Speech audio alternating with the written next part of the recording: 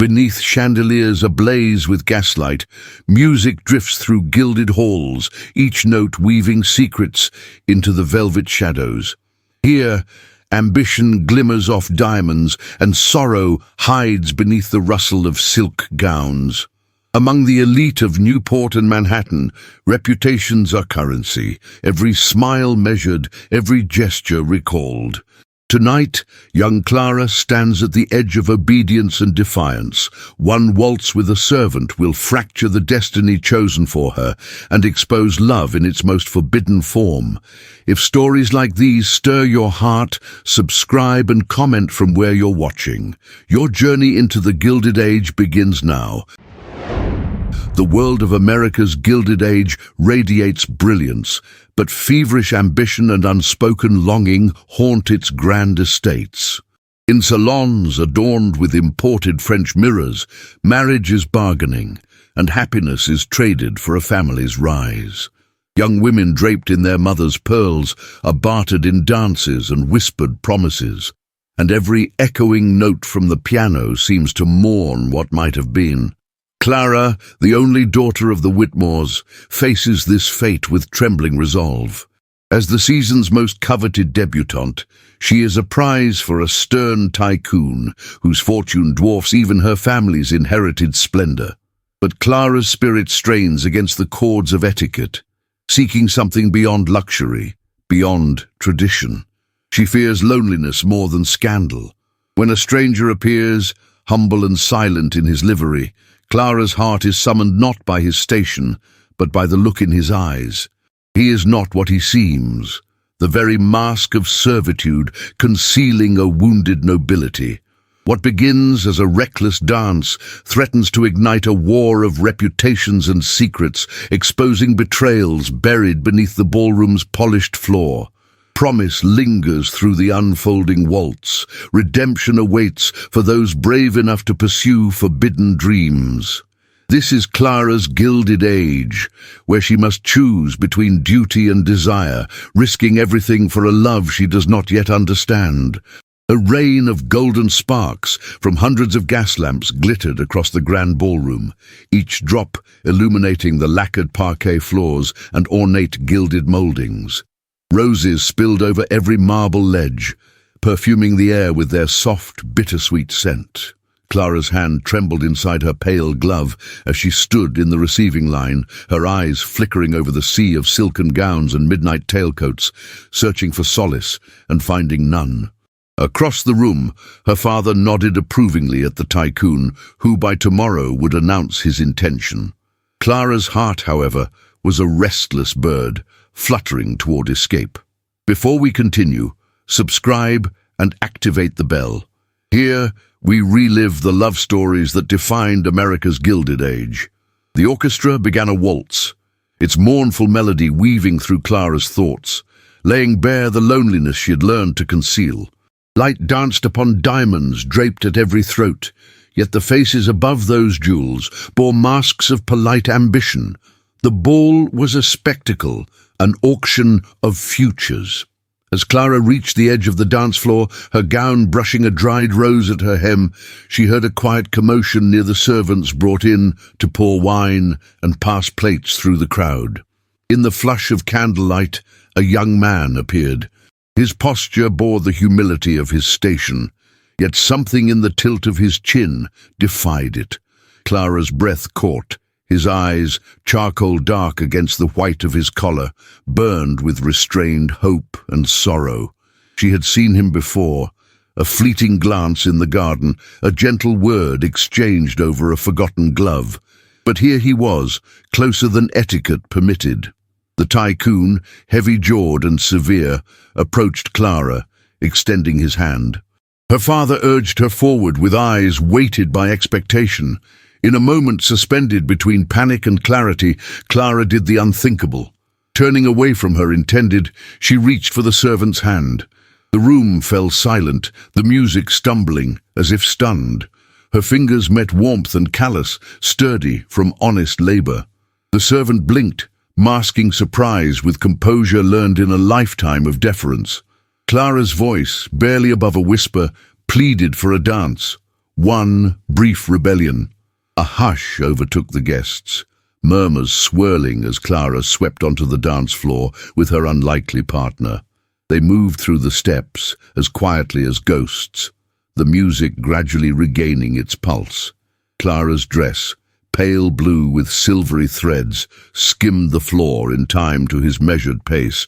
Every spin echoed with both possibility and doom.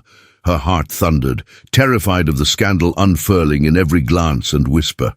Yet as the servant led her, he guided not as a subordinate, but as someone born to command, gentle, precise, dignified.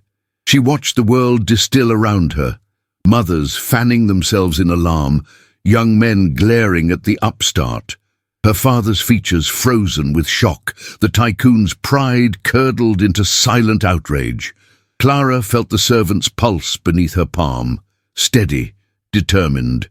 She searched his face for fear, finding only compassion stitched with an unspoken grief. "Why are you here?" she dared to ask, voice catching on the question's audacity. He looked away, the flicker of pain at odds with his servant's attire. "Sometimes, miss, a man must learn humility before he can claim anything for himself." Each word seemed to hold more weight than his uniform allowed. The dance ended not with applause, but with scandalized silence. Clara released his hand, feeling herself marked by both disgrace and liberation. The tycoon strode away, reputation wounded. Her father approached, voice cold. "You have shamed us." Yet Clara knew the shame was not hers to own. It belonged to all who had surrendered hope for gold. She glanced down. There, by her slipper, lay the dried rose torn from her hem in the rush of their waltz. Quietly she picked it up, its faded petals poignant and proud. The music resumed, resuming the charade. But Clara felt an irreversible change. She had crossed a threshold. What waited beyond was unknown, both peril and promise. Beneath the light of 1,000 burning lamps, Clara and the servant shared a fleeting meeting of eyes. In that moment, neither wealth nor disgrace could touch them. Only longing, and the sense that somewhere deeper than reputation, love dared to survive. Rain tapped against the midnight windows, a nervous rhythm that matched Clara's beating heart. Upstairs, in a chamber layered with damask curtains and heirloom dolls, she sat by her writing desk, grappling with what she had risked. Every corner contained some artifact of her family's pride, portraits, jewels, and medals earned in old wars. Yet nothing gave her comfort, and the silence was heavy, not peace, but exile. Downstairs, the aftermath of Clara's rebellion rippled among the servants. The young man she had danced with retreated into the shadowed corridor, out of sight, yet not out of memory. The head butler, his critic and mentor, quietly warned, "Tonight you've walked a dangerous line." The servant, whose name it seemed no one truly knew, merely nodded. He carried the ache of rejection, both accustomed and fresh, reminded of what he had abandoned long ago. Clara read through letters delivered that morning, offers of sympathy, appeals for explanation, and veiled warnings to correct her ways. She tried answering each, her script wavering with uncertainty. Etiquette demanded apology, yet her soul resisted. Why, she wondered, must propriety be bought in exchange for misery? The clock chimed 2, shattering the silence. Elsewhere in the mansion, preparations began for a reconciliation feast. Clara's father would not tolerate defiance. Hosting the city's luminaries promised to restore the family's reputation. Clara, meanwhile, rehearsed smiles and phrases before the mirror, hoping her mask would not crack. In the servants' quarters, the young man, now addressed as simply William, accepted chores beneath his station. The butler pressed him to remain invisible, but William's mind was elsewhere. His true name, his past in a forgotten dukedom, and the vow that had brought him to America. He mourned his own betrayals, mistakes not of class, but of pride. The night of the feast arrived.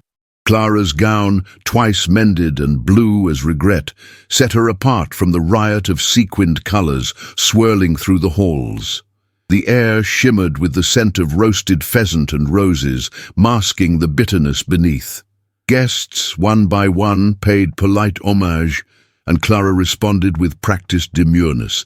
She spotted William at a distance, his posture erect, gaze downward, but each time their eyes met, something wordless passed between them. Understanding, longing, apology. Music drifted from the grand piano, notes languid and sweet, recalling their forbidden waltz. Clara ached to approach, yet fear stilled her. Her would-be fiancé, watching from across a rose-laden table, offered the evening's cruelest gift, cold indifference. The feast continued, laughter forced, praise shallow. The estate's fortune was saved, perhaps, but Clara felt poor in every way that mattered. After the last guest departed, the mansion hushed. Clara slipped into the darkened rose garden. Damp petals brushed her fingers. The air was thick with the promise of rain. There, beneath the trembling lanterns, she finally met William alone. He bowed, as required, but Clara pulled him up, her voice trembling. "You saved me from silence. Why did you risk so much?" William's reply trembled between truth and fear. "A man learns the cost of pride only after he's lost everything. The world took my title, my wealth, yet love is the one inheritance no scandal can erase." His eyes glistened in the lamplight, reflecting both hope and despair. Clara pressed her forgotten rose into his palm. "They cannot keep us apart." The gesture, small yet defiant, bound their hearts in secrecy. Thunder rumbled overhead as Clara returned to her chamber. On her mantle the rose began to wilt, a witness to both sorrow and hope. Night closed in, but from her window Clara watched the gas lamps flicker along the garden path, each flame fragile, burning in the darkness. She understood at last that her greatest wealth was the courage to choose, and that the cost of such courage was loneliness, shimmering beneath all the gilded finery. Dawn revealed the mansion's hungover grandeur, remnants of wine, scattered music sheets, and the trampled petals of last night's roses. In the quiet, Clara paced her chamber, searching her reflection for some vestige of certainty. A letter, unsigned, had appeared beneath her door. Its script was masculine, careful, yet heavy with longing. "If only hearts could choose freely, would you still dance with me?" Clara held the page to her chest, feeling its weight settle into her ribs. Her day unfolded under a scrutiny harsher than summer sunlight. The family's housekeeper whispered warnings in every corridor. "Beware the cost of pride," she said. "A woman's dreams rarely survive the dawn." Clara kept her silence, but her defiance glowed behind her eyes like the embers of last night's rebellion. She slipped out, careful of every creak in the floors, and wandered the estate searching for peace. William, meanwhile, busied himself with chores, polishing silver, tending the roses, stacking luggage for departing guests. His every movement was studied, a servant who moved with a noble's dignity, never flinching as others barked orders.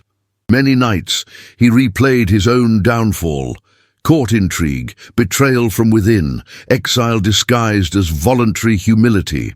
He had chosen servitude not as penance, but as protection against the emptiness of power. The estate's gossip grapevine spread news of their dance like wildfire. The city's elite whispered of Clara's folly, and William's name began to surface in harsh jests. "That servant, dangerous," they said. "She risks everything for a moment's whim." The tycoon, still nursing his pride, pressed for Clara's apology and a public act of contrition. Clara refused.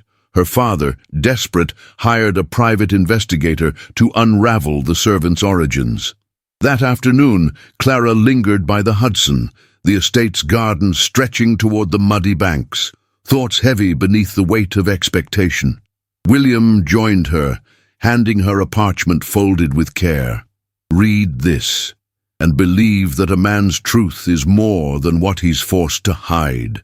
She opened it to find a poem, bittersweet, reminiscent of home and hope lost in exile. They shared a brief moment, hands touching over the withering grass. William glanced at her, face shadowed. "I fear your world will never pardon us." Clara turned, her voice trembling but certain. If forgiveness were so easy, would we ever learn what love costs? Tell us in the comments where you're listening from and which moment of this story moved you the most. As the sun faded, a messenger arrived with news.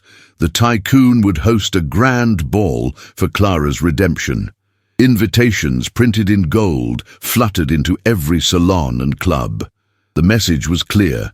Reputation could be restored only with submission. Clara gazed at her mother's old jewels, recalling a time when happiness depended not on approval, but on gentleness and shared laughter. She resolved quietly and fiercely to risk disgrace for truth. The rose William had cherished was now pressed in a diary by her bedside, a relic blooming in the shadows. The house hummed with preparations for the coming ball, every servant drafted into service, every surface polished until it gleamed with anxious anticipation. Yet Clara found hope in hardship, her heart stubbornly refusing to surrender. The world could steal luxury, but not dignity, nor the waltz that lived on in memory. Clouds gathered over Newport's mansions, shadows trailing across velvet lawns.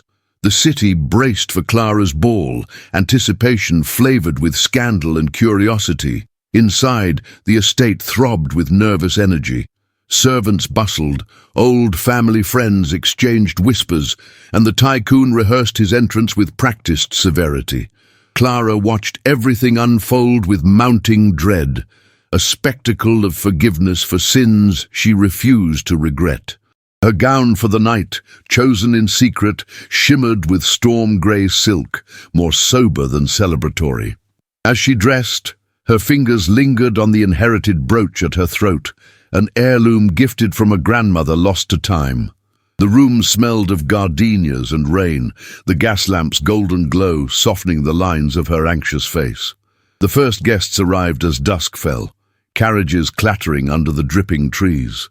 Laughter echoed in the foyer, brittle and rehearsed, and Clara descended the staircase with grace forced by necessity. Across the hall, William stood near the band, dressed again as a servant. Their eyes met, a thread of courage stretching between them. Tonight, no dance awaited them. Reputation demanded distance. The tycoon greeted Clara at the entrance, guiding her through the whirl of introductions. She nodded, curtsied, bit her tongue as well-meaning matrons spoke of second chances and lessons learned. The music swelled, and Clara felt herself growing numb, encased by tradition. The world wanted her apology, a performance, not absolution. When the ball began, Clara danced out of obligation, her feet moving through patterns memorized since childhood, her soul elsewhere. The tycoon's hand at her waist was firm, his words clipped. "You must learn your place," he muttered, "for the sake of the family." Clara said nothing, eyes distant, longing for the garden outside where the real world waited, dangerous and beautiful. William served discreetly, but the investigator hired by Clara's father lurked nearby, murmuring with guests, watching every move of the dangerous servant. William felt the target painted on his back, each smile hiding suspicion, every compliment a veiled interrogation. Nonetheless, he glanced at Clara often, his gaze anchoring her storm. By midnight, the ball's energy flagged. Rain lashed the windows, thunder rolling over the river. Clara excused herself, fleeing to the conservatory. The glass was streaked with water, orchids breathing the sweet fragrance of age and neglect. There, in the gleam of moonlight, William appeared, having slipped unnoticed from duty. "I am the scandal they fear," William confessed, voice raw. "But if honors and titles must cost love, perhaps I'd rather remain nameless." Clara approached him, fingers trembling against the brooch at her throat. "Of all things I inherited, jewels, expectations, silence, the only treasure is choice." She pressed the brooch into William's hand, the gesture fraught with risk and longing.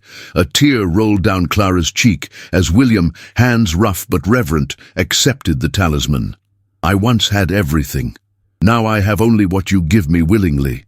The sound of the waltz floated from the ballroom, distant yet haunting.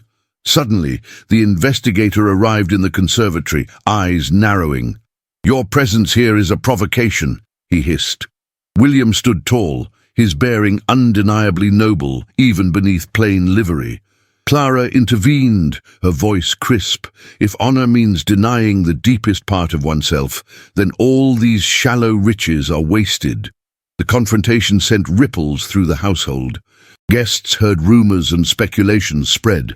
William was summoned by Clara's father and asked to explain his background. Under pressure, he faltered, offering only evasions.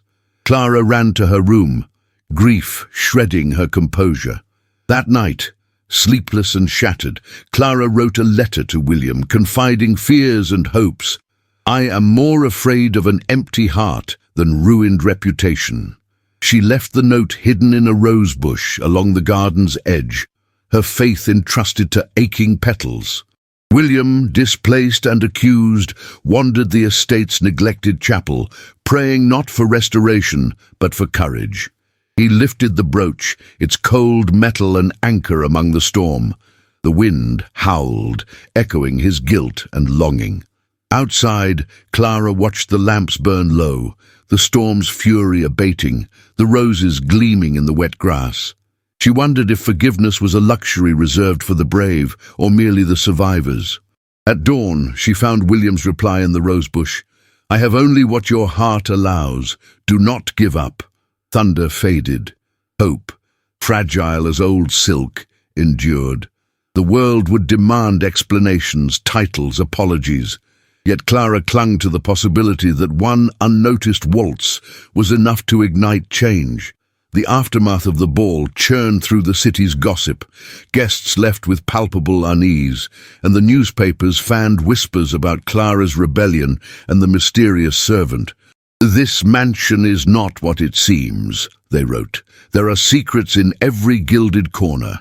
Clara's father redoubled efforts to control her destiny, arranging visits with eligible suitors and tightening the household's discipline. Clara, suffocated by expectations, often walked the orchard at dawn, dew cool beneath her slippered feet. She carried William's reply close to her heart, rereading it whenever hope waned. At breakfast, her father outlined her future in brisk, unforgiving terms. "You will marry. You will learn obedience. All rebellions have their price." Clara acquiesced outwardly, but inside, her resolve bloomed. William faced new threats. The butler, acting on orders, assigned him to distant duties, tending horses, hauling coal, anything to ensure he remained invisible. Yet rumors swirled. Some whispered William was a fugitive noble, others a mere charlatan. True allies were scarce. One elderly maid, sensing his suffering, offered quiet comfort. The world punishes the heart, but it cannot imprison the soul forever. Letters between Clara and William became their lifeline, traded surreptitiously through the garden, written in code. Each message veiled longing and confession, admissions of fear, guilt, and dreams that stretched beyond ordinary limits. One morning, Clara found a half-finished sketch among the roses, two hands reaching for one another, separated by thorns. The estate's tension crescendoed as the date of Clara's public engagement approached. The tycoon, embittered by past humiliation, grew more controlling, sending gifts meant to impress, but only alienating her further. Clara's mother, herself long subdued by marriage, urged her daughter to accept what cannot be changed. Clara felt a cold fury. Was happiness always forbidden to those with pride? On a warm afternoon, Clara slipped away to the old chapel, its windows blue with age. She found William praying, his posture desperate, hands clasped around the brooch Clara had given. They spoke in whispers, part confession, part declaration. William admitted, haltingly, his true origin, a lost title, a hidden scandal, a life ruined by the ambitions of others. "To be noble by birth," he said, "means little if one's heart is empty." Clara touched his shoulder, voice gentle. "Of all the riches I have seen, none compare to kindness. Your honor is not what you inherited, but what you choose." The chapel's silence wrapped them, a sanctuary against the world's judgment. Outside, shadows lengthened and the world pressed in. William received orders to leave the estate by week's end. The butler's eyes held sorrow, perhaps remembering a spark of rebellion in his own youth. William, determined to see Clara one last time, composed a letter promising not farewell, but hope. Wherever exile leads, know that each memory is a fortress against regret. Clara read that letter by candlelight, in her chamber layered with memorabilia and grief. She resolved to defy the tycoon, confronting her father in the study. "I cannot marry without love," she declared, trembling but unyielding. Her father's face, carved of ambition and hurt, softened for one flickering moment. "Foolishness," he murmured, "yet perhaps necessary." Word of William's impending departure raced through the mansion. Servants muttered prayers. Clara pressed the dried rose into her diary as a promise kept, her soul aching for reunion. The world outside spun indifferent to their sorrow, yet within these walls, rebellion had found root. The stage was set for final confrontation, and the hope that somewhere, amid all the rumors and riches, forgiveness would bloom. The day of William's departure arrived, wrapped in copper dawn and anxious anticipation. The household was taut with expectation. Clara, pale but clear-eyed, paced her chamber, with the rose pressed firmly to her heart. William waited in the garden, his bag at his side, the brooch pinned discreetly out of sight. The carriage awaited, horses stamping impatiently as the world turned faster than he wished. If this romance touched your heart, leave a like. It helps bring these forgotten souls back to life. Clara found him beneath the battered arbor where roses clung to waning autumn. No words were needed. Their grief filled the air. She reached for his hand, feeling the calluses she had memorized, each one a testament to lost glory and regained dignity. William's eyes shimmered against the grey sky. "I have lived many lives, Miss Whitmore. The only one I regret is the one lived in fear." Clara searched his face, desperate for hope. "If you leave, the world will take everything except my longing. Stay, and we will build a new truth." The butler appeared, voice heavy. "You must go now." William turned to him, bowing low. "Thank you," he said quietly, "for reminding me that dignity often lives in the shadows." Clara clung to William's hand, her soul screaming against etiquette. The tycoon watched from a distance, pride and bitterness swirling in his gaze as Clara openly defied him. Her father, haunted by his daughter's courage, hesitated. "If you go," he warned William, "you must not return. Our world allows only one kind of forgiveness." William stepped into the carriage, the brooch warm against his chest. Clara's tears trembled on her cheek, the rose pressed between their palms, a bridge between futures. As the carriage departed, she stood in the gold of the morning, her loneliness burning brighter than ever. Days blurred by. Clara became a spectre in her own home, haunting gardens and gliding through empty halls. Her father, newly softened, confessed his regrets over old wounds and ambitions. "A man builds walls," he murmured, "to keep sorrow out, but sometimes love cannot be walled away." The tycoon, meanwhile, retreated, his offer withdrawn, pride too wounded to linger. William made his way to the city, anonymous among teeming crowds. Each day he wrote a letter to Clara, none of which were delivered, but all of which sustained him. He scraped by, finding work as a tutor and gardener, dignity restored in small gestures. His letters grew bittersweet, a story of finding hope in hardship. Clara's own isolation became poetry. She composed verses by candlelight, wore the rose as a pendant, and found solace in friendship with forgotten servants. She understood at last. Every riches gained at another's expense was hollow, every moment of kindness a true inheritance. Word spread of the broken engagement, of Clara's strange rebellion. Gossip faded, and new scandals took its place. Clara's father, witnessing her perseverance, offered her a choice denied for generations. Find your own happiness. Wealth, it turns out, cannot purchase peace. Clara accepted, stepping into the world with grace and humility. She wrote to William one final time, "Let us meet, not as servant and lady, nor as penitent and judge, but as equals. Our choices, not our birth, will be our legacy." In the final glow of autumn, Clara walked the estate's garden, gathering fallen roses to press into new memories. The world changed slowly, but in the quiet. Hope endured. Winter crept into Newport, draping the mansions with frost and filtering sunlight through heavy grey clouds. The estate became a quieter place. Balls diminished, laughter faded, and Clara found herself often alone in the conservatory, listening to the distant echoes of waltzes barely remembered. Outside, the roses had lost their colour, save for the few Clara dried and saved, petals like memories, persistent against cold decay. News arrived by post one bleak morning.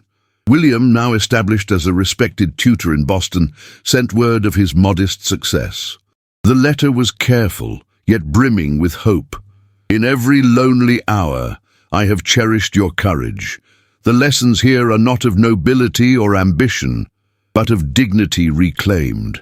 Clara read the letter until her eyes blurred, imagining William teaching children the truths he had learned, gentleness, a treasured currency. Her father, ever practical, invited her to join the city's charitable board, hoping she might lend her name and heart to causes beyond social ambition. Clara accepted, channeling grief into service, her days filled with visits to orphanages and soup kitchens. Gradually, the world's contours changed. Pride was softened by humility, and Clara's renown transformed from scandal to admiration. In Boston, William lived frugally yet honourably, often attending lectures on philosophy drawn from his own loss. At night he wrote Clara new poems, enclosing dried maple leaves as tokens. The estrangement between them was vast, yet hope travelled faster than sorrow. Winter's deep snow brought an invitation to a charity ball in Manhattan, expected to host the best families and the brightest hope for new beginnings. Clara hesitated, uncertain whether scandal had fully faded. Her mother, quietly supportive, pressed her to attend. There are second chances, even for those who dared to love too bravely. Clara arrived in the city, heart trembling, the dried rose pinned discreetly at her waist. The ball was less opulent than Newport spectacles, yet suffused with authenticity. Lights lower, music gentler, silk modestly toned. From across the room, she spotted William. His posture was dignified, his eyes searching for hers. They danced, cautiously at first, every step a negotiation between forgiveness and regret. Clara felt the strength in William's touch, gentle, dignified, honest. Their waltz attracted whispers, but this time admiration eclipsed gossip. Old allies smiled. The world knew what they had lost and recognized dignity reclaimed. As the song faded, William pressed a new brooch into Clara's hand. It was his only inheritance, a jeweled pin from a forgotten title. "Wealth is not what we carry. It is what we endure and forgive," he said. They spoke quietly in the ballroom's alcove, exchanging promises of a life built on truth rather than ambition. Clara confessed her enduring fears, William his grief and hope. Both acknowledged the scars of reputation and the beauty of survival. That night, Clara returned to the estate as dawn broke, her heart fuller than it had been in years. Roses bloomed again, carefully tended despite frost, symbolic of forgiveness and resilience. Spring arrived early that year, coaxing roses back to life on the estate's languid lawns. Soft sunlight poured through windows, igniting dust motes in the grand salon, and Clara felt hope warming the corners of her spirit. Invitations arrived daily, teas, lectures, charity events, less extravagant but more honest than the old social circuit. Clara chose her moments carefully, balancing obligation and genuine affection. William visited Newport, his return humble yet brave. He met Clara's father in the wood-panelled study, the scent of old tobacco and polished oak heavy in the air. The conversation was tense yet respectful. William apologized for his part in the scandal, owning both title and humility. "A true noble learns more from loss than inheritance," he said. The words resonated strangely. Her father, bruised yet wiser, accepted the change. Days together passed quietly. They walked the estate's grounds at sunset, the roses forming a velvet carpet beneath their feet. Each moment was a reconciliation. Less passionate, perhaps, but deeper than before. Clara and William read poetry, composed music, and confided hopes over correspondence. The dried rose, always present, marked their journey from scandal to forgiveness. The world outside shifted focus. Gossip of old rebellion became legend. Clara's station as a figure of grace brought invitations from distant cities. Meanwhile, William was offered a modest post as an advisor in civil service, leveraging not his title, but his hard-earned wisdom. Together, they built a portfolio of service and learning, inspiring others in silence. Clara's mother organized a small celebration in the rose garden. It was not a wedding, nor a formal betrothal, simply an evening of friends and family, laughter threading through unguarded conversation. William recited a poem he had written during exile, and Clara gifted him the original brooch, the symbol of their shared histories. Roses served as centerpieces, each accompanied by a handwritten note. "Forgiveness is the wealth we choose." A distant cousin, embittered by jealousy, attempted to reignite scandal, but found the effort fruitless. The world now championed Clara's courage over her breach. The city respected what the family had achieved. Clara, ever thoughtful, responded only with kindness, her dignity now an armor stronger than gold. The season ended with Clara and William sharing an afternoon in the orchard, chess pieces and handwritten verses between them. They did not promise eternity, knowing the world's whims are unstable. Yet they clung to hope, not as an escape, but as a deliberate act of faith. Sunset bled across the sky, and the rose garden shimmered with new blooms. The world had changed, and their love endured. Hard-won and dignified, an inheritance neither the ballroom nor the bank could ever claim. The mansion's halls seemed quieter, gilded shadows stretching over memories, both bitter and sweet. Clara walked each day among old portraits, her fingers tracing the faded paint, whispering thanks to generations who had struggled with secrets and pride.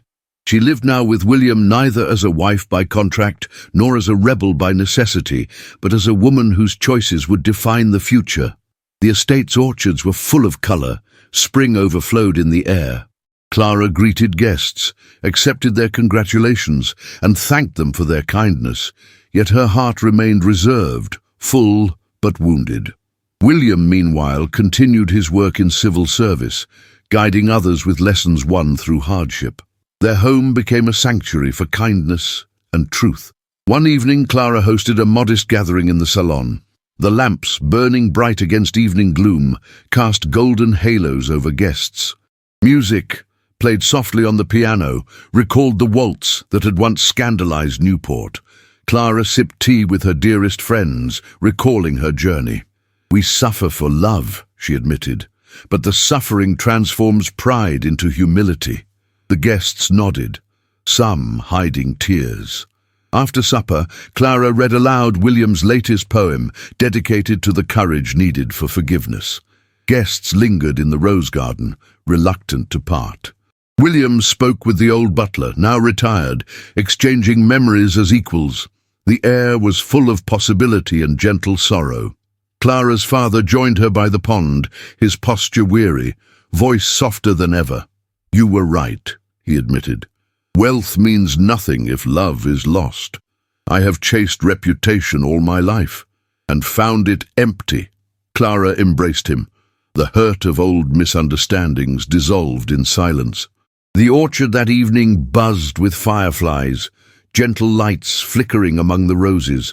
Clara wrote a letter to herself, promising never to relinquish dignity for security, never to refuse forgiveness for pride.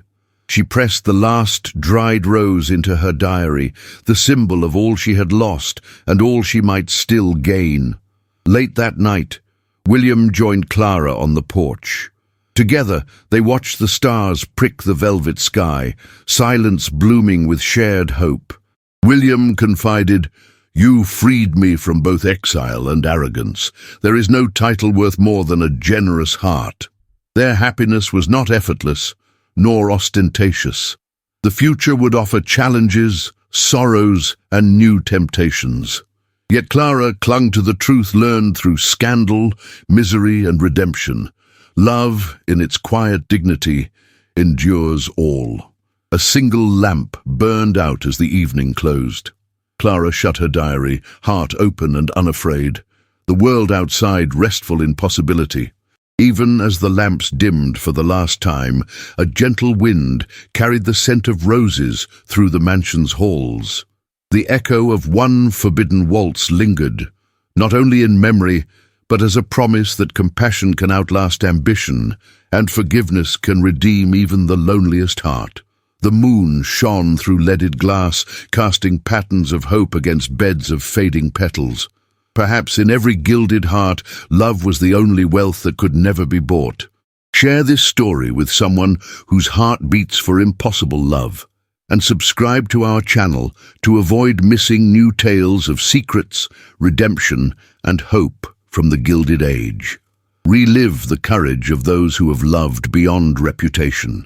And let us know in the comments which moment resonated most with you. Subscribe to our channel to relive more impossible loves from the Gilded Age.